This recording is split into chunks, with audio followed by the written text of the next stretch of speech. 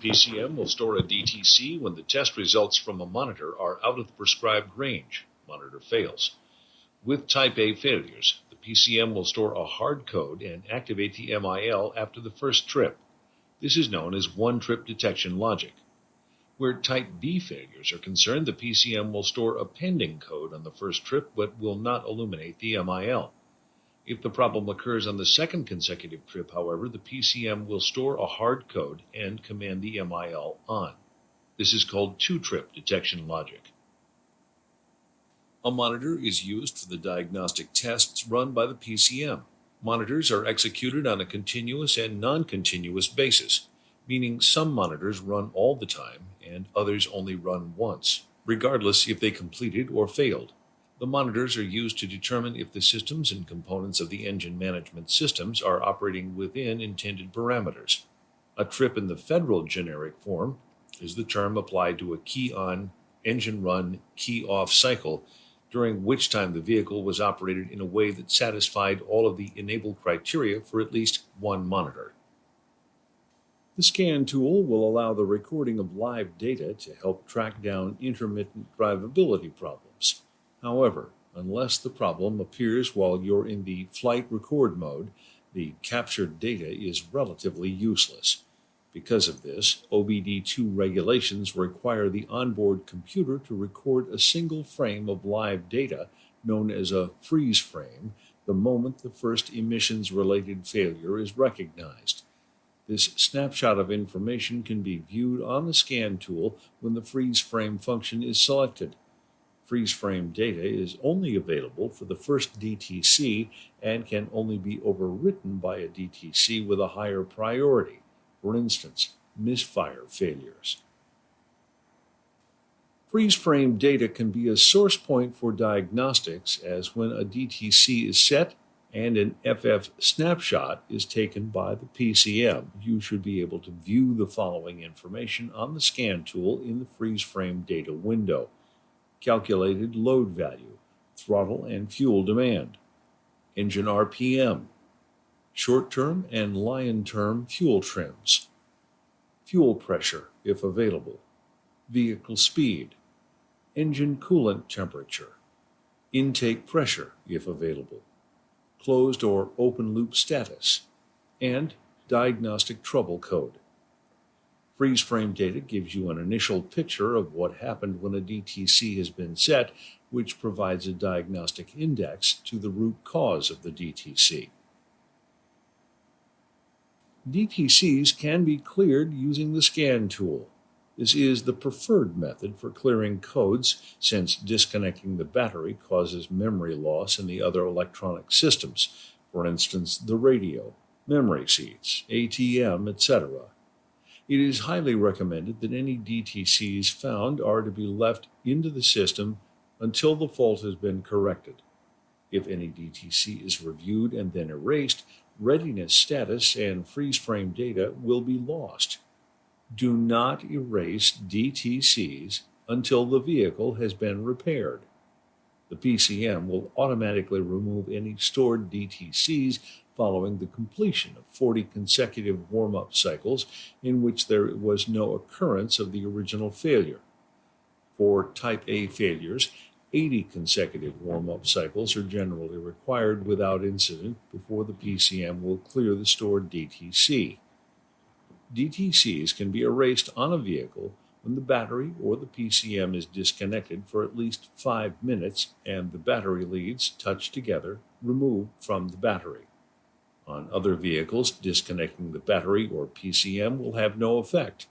This is because the computer on some vehicles is able to retain stored data for several days after the power has been removed. In the OBD1 system, a computer counted key cycles to determine when code should be automatically cleared from memory. With OBD2, the PCM counts warm-up cycles. A warm-up cycle occurs when the engine is started and operated long enough for coolant temperature to rise at least 40 degrees Fahrenheit and reach a minimum temperature of 160 degrees Fahrenheit and beyond. Be aware that the PCM will only recognize a warm-up cycle if engine starting temperature is less than 160 degrees Fahrenheit. Engine starting temperatures above 160 degrees Fahrenheit are not counted toward a warm-up cycle even if coolant temperature rises the required 40 degrees Fahrenheit. In addition, the PCM will cancel a warm-up cycle if it detects any faults during the warm-up period.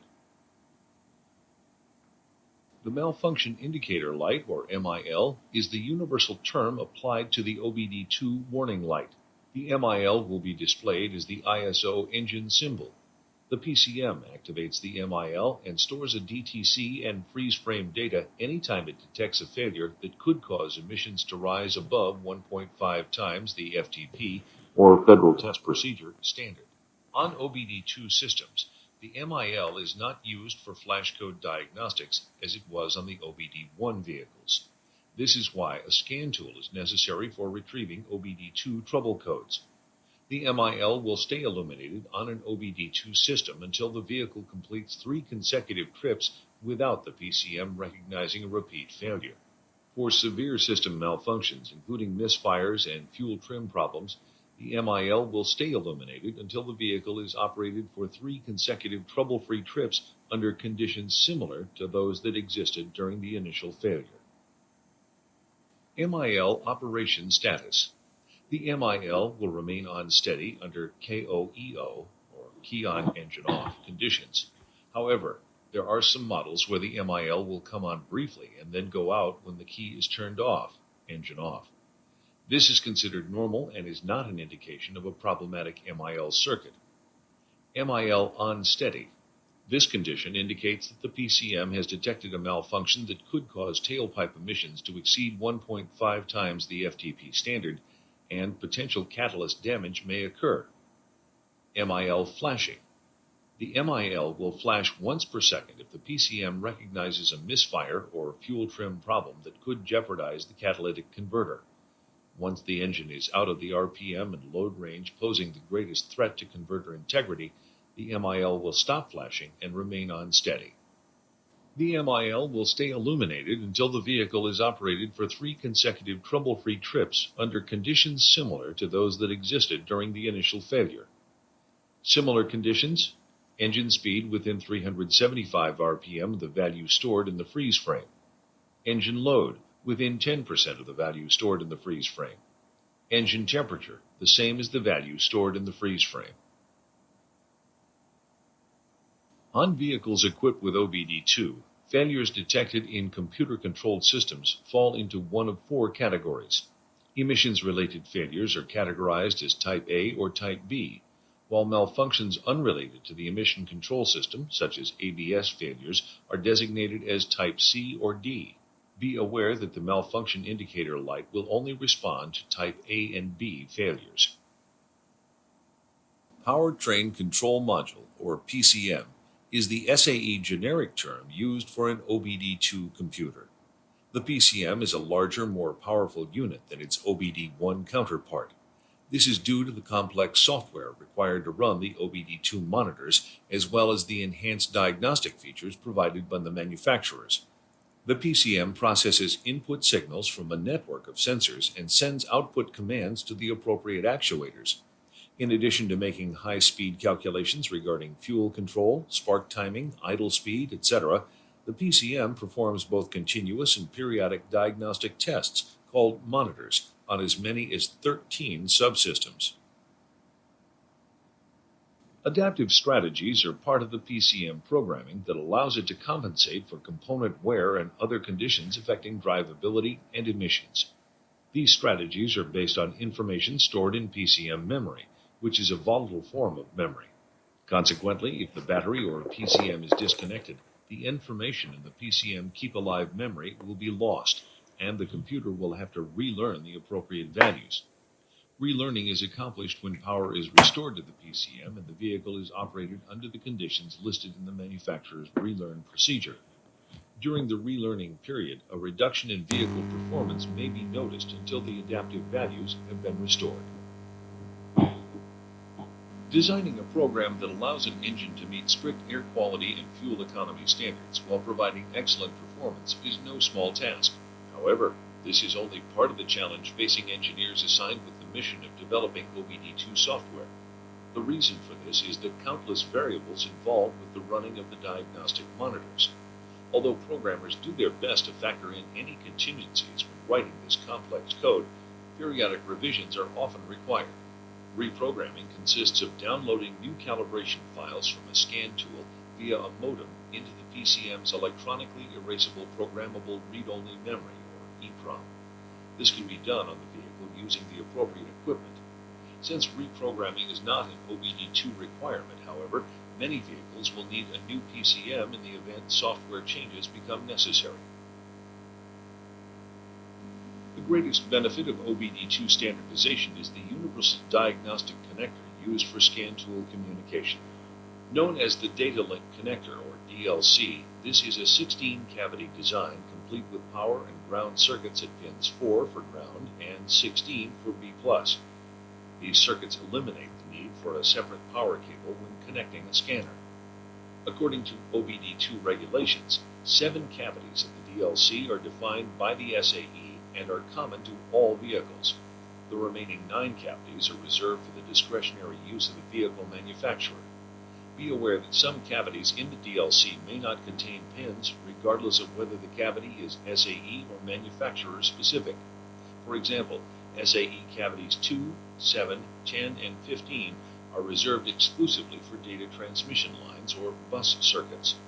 OBD2 vehicles are required to have the DLC located close to the instrument panel within the area that extends from the driver's door to 12 inches or 300 millimeters beyond the vehicle center line. You should be able to spot the DLC from a crouched position with the driver's door open. The data transmitted from the PCM to the scan tool is known as Class B data. While the data itself is common to all OBD2 vehicles, manufacturers were allowed to choose the speed at which the PCM transmits the data. This is known as the communication protocol. As a result, the Class B data circuits in the DLC will vary according to the protocol being used. In addition, a generic scan tool may not be compatible with all available protocols. For instance, generic scanners produced before 1997 may not communicate with a vehicle using the ISO 14230 protocol. The following information contains current protocols along with their corresponding DLC circuits. These are examples of communication protocol variances used by manufacturers. Another protocol you should be familiar with is the high-speed version of CAN, or Controller Area Network. This is a 2-wire, low-speed communication system that operates at approximately 500 kilobits per second, which is more than 50 times faster than current SAE and ISO protocols. While CAN will significantly increase the speed at which data is transmitted to a scan tool, current aftermarket scanners will be unable to communicate with the new system. Unfortunately, it's unlikely that a simple software upgrade will remedy the situation. CAN is a mandatory requirement by the federal government for all vehicles produced for North America by model year 2008. The OBD2 system uses trips and drive cycles as the basis for executing diagnostic tests, called monitors, on systems and components.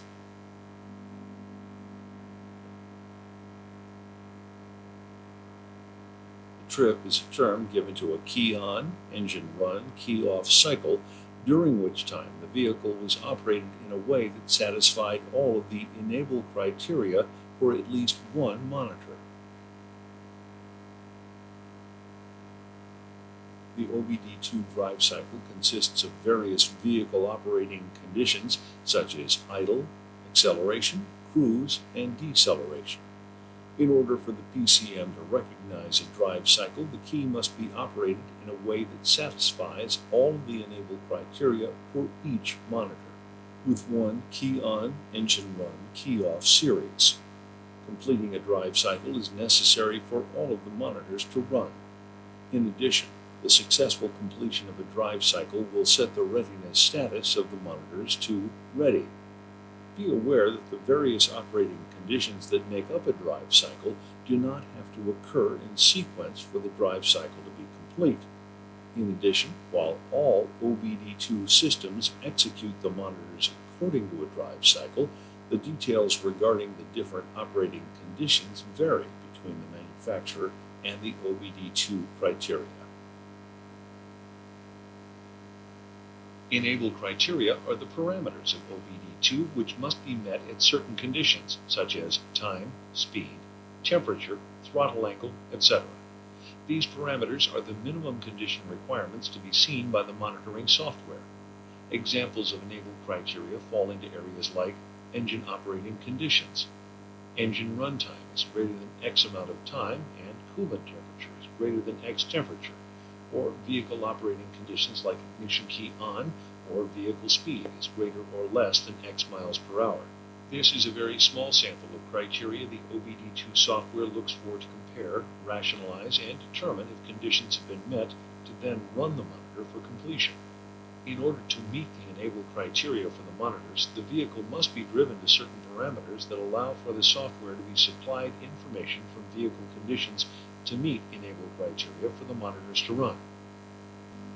SAE has designated a generic drive cycle that is a compilation of manufacturers' drive cycles and has averaged out the criteria to make it a bit more technician-friendly. It is important to note that the conditions of the drive cycle must be strictly adhered to when performing the drive cycle, and more importantly, that the brake pedal is not used to slow the vehicle during decel periods. Please note, this drive cycle is for non-Delphi controlled vehicles and is designed for it to be performed on a dynamometer. This drive cycle is designed to push the PCM and allows for plenty of time for certain emissions systems to set up and meet the enabled criteria for a monitor to run. The drive cycle for Delphi vehicles is significantly different and is more driver-intensive compared to the non-Delphi drive cycle. Again, attention to the vehicle driving requirements and conditions must be stringently followed and met. Also notice that there is a key off and key on start cycle included in this drive cycle, and there is a mandatory with time between key off and key on start of 1 minute.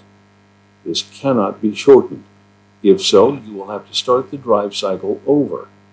Also remember that the GDS will lose communication with the PCM. This drive cycle, too, is designed to be used on a dynamometer. This is an alternative generic drive cycle that can be used on Delphi and non-Delphi controlled vehicles. It's designed as the result of multiple validations and will get any Delphi system to run all of the monitors. On some Melco and Siemens vehicles, the EVAP and Catalyst monitors may require more driving. Total drive time is 20 minutes one way and allows for a second cycle to be performed during return to the shop if it is needed.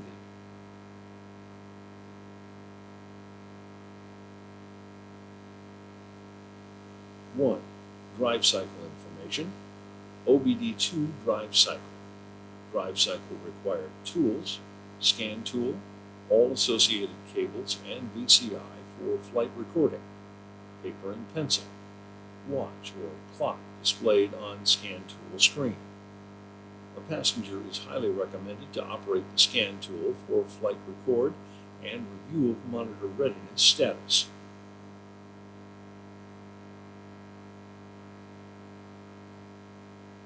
Two, drive cycle. Process of the drive cycle is as follows. 10 minutes of highway driving at speeds between 60 and 65 miles per hour, followed by 10 minutes of city driving, stop and go, that includes a minimum of 4 idle periods.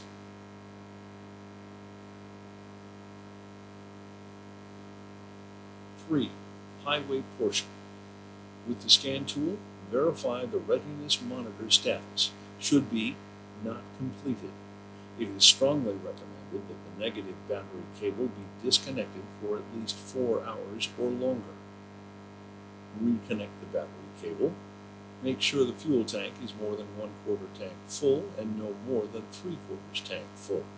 EVAP considerations. Engine must be started and run until ECT shows at least 110 degrees Fahrenheit before highway drive section.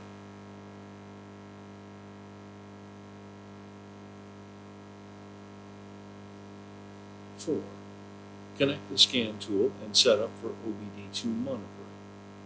Select Monitor Status and verify Monitor Readiness status is set to incomplete. Then set the scan tool to Current Data to prepare for the flight record. Start vehicle and move to test drive on highway. Turn on cruise control.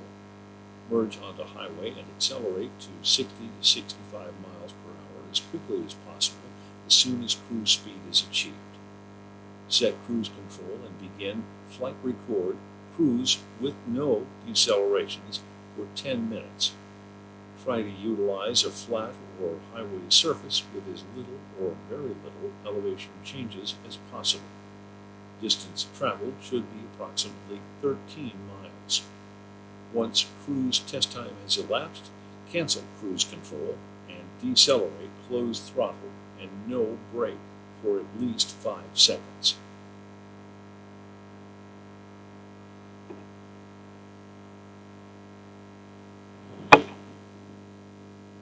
Five, city or stop-and-go portion.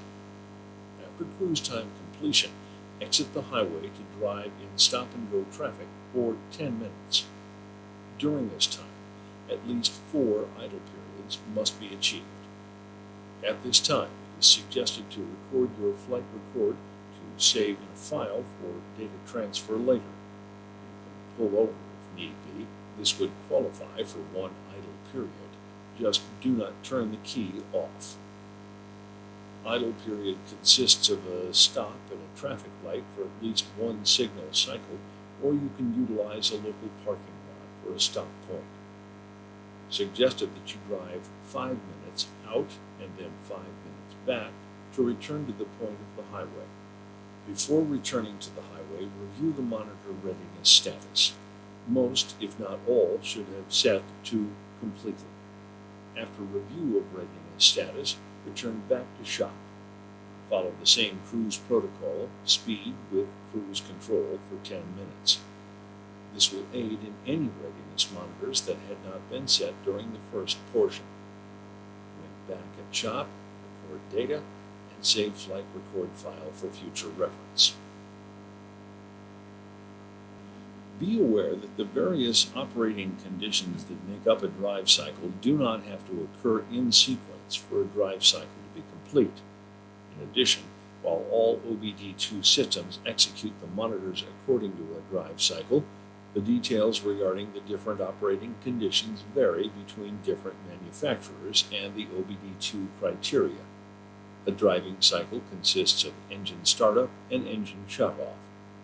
The data displayed on the scan tool indicating monitor readiness status varies among manufacturers.